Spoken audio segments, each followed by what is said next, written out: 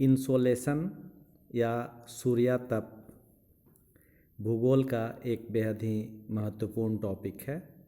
आज हम लोग सूर्यातप तथा उसको प्रभावित करने वाले कारकों की बात करने जा रहे हैं। सूर्य से जो भी एनर्जी हमें मिलता है, सूर्य से जितनी भी एनर्जी निकलती है उसका सिर्फ 2 अरबवां भाग हमें प्राप्त होता है। 1 in 2 billion part we receive on earth surface. दूसरे शब्दों में कहें तो प्रति वर्ग सेंटीमीटर पर 2 कैलोरी ऊष्मा हमें प्राप्त होती है प्रति मिनट, यानी कि 1 मिनट में 1 स्क्वायर सेंटीमीटर पर 2 कैलोरी औसत एनर्जी हमें प्राप्त होती है, जिसे हम लोग solar constant eight outer atmosphere कहते हैं। इंसोलेशन 3 शब्दों से मिलकर बना है। इनकमिंग सोलर रेडिएशन, यानी सूर्य से आने वाली जो रेडिएशंस हैं उन्हें हम इंसोलेशन के नाम से जानते हैं।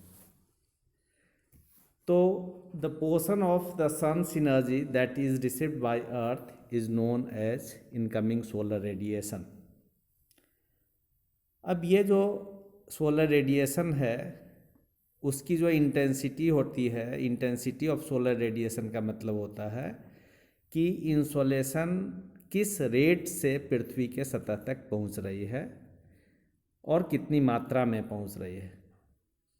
यह इंसोलेशन बेहद ही स्ट्रॉन्ग है या इंसोलेशन कम है, तो इन सभी बातों पर हमारा इंसोलेशन डिपेंड करता है।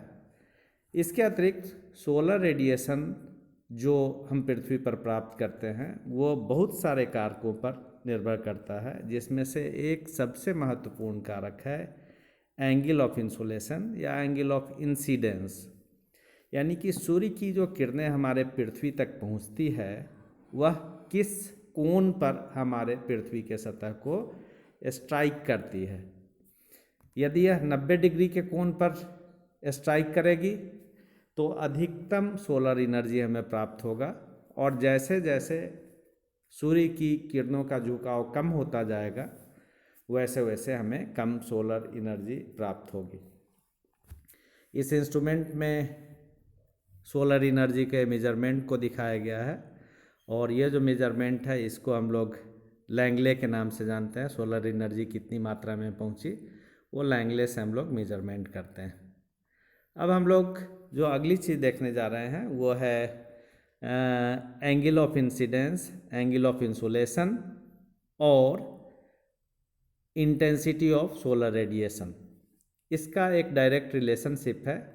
सोलर रेडिएशन में हम देखते हैं कि सूर्य जो है वह किस स्थान पर है और उस कारण से उसका एंगल या कोण क्या बन रहा है। यहाँ यदि हम देखें तो ये एंगल हमारा यहाँ बन रहा है। दूसरी तरफ यदि हम देखें तो जैसे जैसे सोलर एनर्जी की बात करेंगे वैसे वैसे ये एंगल बदलेगा। जैसे यहाँ सूर्य अधिक ऊंचाई पर है और इसका कोण 90 डिग्री के नज़दीक है, जबकि यहाँ दूसरे केस में हम देख रहे हैं कि यहाँ पर जो सोलर एनर्जी हमें रिसीव हो रहा है यहाँ पर एंगल बेहद ही कम है, न्यून कोण पे ये बन रहा है, और इस न्यून कोण पे लो एंगल पे लो इंटेंसिटी है। तो इसका साफ साफ मतलब हुआ कि सोलर एनर्जी यदि सन का रेज 90 डिग्री के आसपास पृथ्वी के सतह पे स्ट्राइक करे तो वैसी स्थिति में यहाँ पर सोलर रेडिएशन अधिकतम होगा। दूसरी तरफ यदि ऐसी स्थिति होगी ये पृथ्वी का सतह है और इस सतह पर सूर्य की किरणें तिरछी पड़ रही हैं, तो इन तिरछी किरणों के कारण यहाँ पर सोलर रेडिएशन कम प्राप्त होगा। तो अब हम दूसरे शब्द में इसको समराइज कर सकते हैं कि सोलर एनर्जी की मात्रा या इंसोलेशन की मात्रा अधिकतम तब होगी जब सूर्य का आपतन कोण 90 डिग्री या उसके आसपास हो, और जैसे जैसे यह कोण कम होता जाएगा सोलर इंटेंसिटी कम होती जाएगी। अब जो एंगल ऑफ इंसुलेशन है या एंगल ऑफ इंसिडेंस है, सूर्य की जो किरणों का आपतन कोण है, वह किन किन बातों पर डिपेंड करता है उसकी हम लोग बात करेंगे। सबसे पहला है time of the day. Time of the day का मतलब दिन के समय में आप किस समय की बात कर रहे हैं, सुबह के समय में और शाम के समय में सूर्य का जो एंगल होता है वो बेहद ही न्यून कोण पर सूर्य की किरणें आती हैं और उस न्यून कोण पर आने के कारण यहाँ पर रेडिएशन जो है वो कम मात्रा में हमें प्राप्त होता है। ये सुबह के केस में हम देख रहे हैं कि ये लो एंगल है और इस लो एंगल के कारण सुबह और शाम में सोलर रेडिएशन कम मात्रा में प्राप्त होती है या हम कहें कि इंटेंसिटी कम है।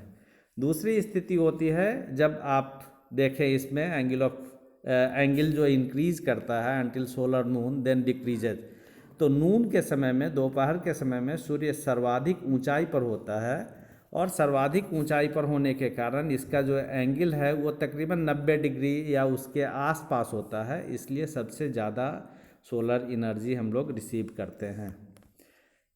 नेक्स्ट जो अगला फैक्टर है वो होता है कि अलग अलग समय में सोलर एनर्जी की स्थिति क्या होगी। इस डायग्राम में ये दिखाया गया है अलग अलग कलर से कि अलग अलग लैटिट्यूड पर सोलर एनर्जी की मात्रा कितनी होगी। जैसे ये ब्लू लाइन जो आप देख रहे हैं, इस ब्लू लाइन पर सबसे ज़्यादा एनर्जी इसलिए रिसीव कर रहे हैं, यहाँ तकरीबन 400 वाट पर स्क्वायर मीटर एनर्जी हमें मिल रहा है ब्लू लाइन पे। और इसी तरह से जब हम दूसरे में देखते हैं, जैसे ये नेक्स्ट जो लाइन है ग्रीन कलर का वो 30 डिग्री पे है, ये वाली लाइन जो आप देख रहे हैं ये 30 डिग्री लैटिट्यूड के आसपास सोलर एनर्जी जो रिसीव कर रहे हैं। और इसमें अलग अलग मंथ्स में, अलग अलग महीनों में सोलर रेडिएशन की स्थिति देख रहे हैं। जैसे जून जुलाई में नॉर्दर्न हेमिस्फीयर में सोलर एनर्जी काफ़ी ज़्यादा रिसीव किया जा रहा है यहाँ पर, लेकिन जैसे जैसे हम जनवरी की बात करें या दिसंबर की बात करें तो यहाँ पर सोलर एनर्जी की मात्रा काफ़ी कम प्राप्त हो रही है। इसी तरह से 60 डिग्री नॉर्थ लैटिट्यूड पे या 90 डिग्री नॉर्थ लैटिट्यूड पे यदि हम देखें तो इसका कर्वेचर इस तरह का बनेगा और वो इसलिए हो रहा है कि नॉर्दर्न हेमिस्फीयर में जून जुलाई में समर होता है और समर के महीने में जून जुलाई के समय में इंटेंसिटी रेडिएशन का काफ़ी ज़्यादा होता है, चाहे वो किसी भी लैटिट्यूड पर हम देखें। लेकिन इक्वेटर पर सालों भर ही सूर्य की किरणें 90 डिग्री का आपतन कोण बनाती है, इसलिए ये जो लाइन है इक्वेटर वाला, इस लाइन पर हमें सालों भर ज़्यादा इंटेंसिटी प्राप्त होती है। अगली जो हम लोग बात करने जा रहे हैं वो है सोलर एनर्जी, ये जो एनर्जी सोलर इंक्लिनेशन या आप कहें एंगल ऑफ इंसिडेंस, उसका सीज़न का भी बहुत ज़्यादा प्रभाव पड़ता है। किसी खास सीज़न में सूर्य की किरणें सीधी पड़ती हैं यानी 90 डिग्री का कोण बनाती हैं। जैसे नॉर्दर्न हेमिस्फीयर में सबसे ज़्यादा सोलर एनर्जी हमें प्राप्त होता है और उसका कारण है कि ज़्यादातर समय सूर्य की किरणें सीधी हमारे पृथ्वी तक पहुंचती हैं, जबकि साउदर्न हेमिस्फीयर में इसका विपरीत होगा।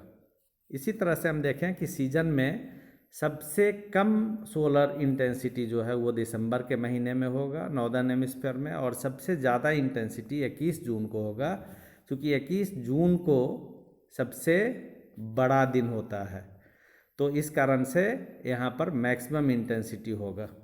और इसी तरह से हम इस चीज़ को यदि इस डायग्राम से देखने और समझने की कोशिश करें तो ये जो आवर्स ऑफ डे है, मतलब दिन की लंबाई कितनी है, यदि दिन की लंबाई बहुत ज़्यादा है तो सोलर एनर्जी बहुत ज़्यादा हम लोग रिसीव करेंगे, यदि दिन की लंबाई कम है तो सोलर एनर्जी हम कम रिसीव करेंगे और इंटेंसिटी ऑफ सोलर एनर्जी भी कम और ज़्यादा होगा। अगला जो फैक्टर है वो है लैटिट्यूड और अक्षांश, और हम यहाँ स्पष्ट कर दें कि अक्षांश और एंगल ऑफ इंसिडेंस जो सोलर रेडिएशन का है उसमें एक सार्वभौमिक रिलेशन है। न्यून अक्षांशों पे यानी 0 डिग्री और उसके आसपास सूर्य का आपतन कोण सालों भर 90 डिग्री के आसपास होता है, इसलिए न्यून अक्षांशों पर सबसे ज़्यादा सोलर इंटेंसिटी होती है। जैसे जैसे हम नॉर्दर्न हेमिस्फीयर में या साउदर्न हेमिस्फीयर में आगे जाएंगे, जैसे ये ग्लोब है, इस ग्लोब में यहाँ पर सालों भर इंटेंसिटी बहुत ज़्यादा है, और जैसे जैसे हम नॉर्थ की तरफ या साउथ की तरफ मूव करते हैं तो वैसे वैसे सूर्य का आपतन कोण कम होता जाता है, सूर्य की किरणें तिरछी होती जाती हैं और सूर्य की किरणों के तिरछे होने के कारण इंटेंसिटी ऑफ एनर्जी में कमी आती जाती है। तो इस स्थिति में हम लोग जो डिस्कस करने जा रहे हैं लैटीट्यूड में, तो लैटीट्यूड में सबसे पहले यहाँ पर हम देखें कि ये डिफरेंट लैटीट्यूड है और इस लैटीट्यूड में सूर्य का जो पथ है उसको दिखाया गया है और इस सूर्य के पथ के कारण 23.5 डिग्री उत्तरी अक्षांश से 23.5 डिग्री दक्षिणी अक्षांश तक, जिसे ट्रॉपिकल जोन कहते हैं, यहाँ सर्वाधिक ऊष्मा प्राप्त होती है। यहाँ सोलर इंटेंसिटी सर्वाधिक होता है क्योंकि साल के किसी न किसी भाग में सूर्य यहाँ 90 डिग्री का कोण बनाती है, इसलिए 23.5 डिग्री नॉर्थ से 23.5 डिग्री साउथ तक का जो जोन है वो ट्रॉपिकल जोन कहलाता है। दूसरी स्थिति होती है जब हम देखें तो इसमें यहाँ पर हम देख रहे हैं कि सोलर एनर्जी में यदि ये तिरछापन हो रहा है तो उस स्थिति में कैसे ये परिवर्तन होता है। और इस तरह से जैसे जैसे हमारी लैटीट्यूड में हम 0 डिग्री या विषुवत रेखा से उत्तर की तरफ या दक्षिण की तरफ बढ़ते हैं वैसे वैसे इंटेंसिटी में कमी आती है। कारण कई हैं इसके। सबसे पहला कारण तो है सूर्य के किरणों का तिरछापन। तिरछेपन के कारण क्या होता है कि सूर्य की ऊष्मा का अधिकांश भाग वायुमंडल के द्वारा अवशोषित कर लिया जाता है और बहुत कम ऊष्मा पृथ्वी तक पहुंच पाती है। चूँकि बहुत ज़्यादा भाग जो है वो रेडिएशंस को अवशोषित किया जा रहा है वायुमंडल के कारण। जितनी ज़्यादा किरणें तिरछी होंगी उतना ही ज़्यादा अवशोषण होगा। ड्यूरेशन ऑफ इंसोलेशन की यदि हम बात करें तो इंसोलेशन कितने देर तक रह रहा है, तो सबसे पहला लेंथ ऑफ डे लाइट है, दिन की लंबाई कितनी है। अब दिन की लंबाई भी कई बातों पर डिपेंड करता है। सबसे पहला सीजन है, दूसरा जो है मैक्सिमम ड्यूरेशन जो है 21 जून को उत्तरी गोलार्ध में होगा और मिनिमम ड्यूरेशन जो होगा दिन की लंबाई जो सबसे छोटी होगी वो 21 दिसंबर को होगा, सिर्फ 9 घंटे का दिन होता है यहाँ। जबकि मैक्सिमम ड्यूरेशन जो है जून 21 को वो 15 घंटे का दिन होता है। इसी तरह से इक्विनॉक्स की यदि हम बात करें मार्च 21 और सितंबर 23 को, इसमें ऑलमोस्ट सभी जगह पे 12 घंटे का दिन और 12 घंटे की रात होती है और उसके कारण वहाँ दिन और रात की लंबाई बराबर मात्रा में सूर्य की किरणें पहुँचती हैं। तो आज के क्लास में हम लोग इतना ही डिस्कस करेंगे। अगले क्लास में हम लोग कुछ और लॉन्ग वेव रेडिएशन और शॉर्ट वेव रेडिएशंस की बात करेंगे, वह कैसे प्रभावित करता है इसको डिस्कस करेंगे। धन्यवाद।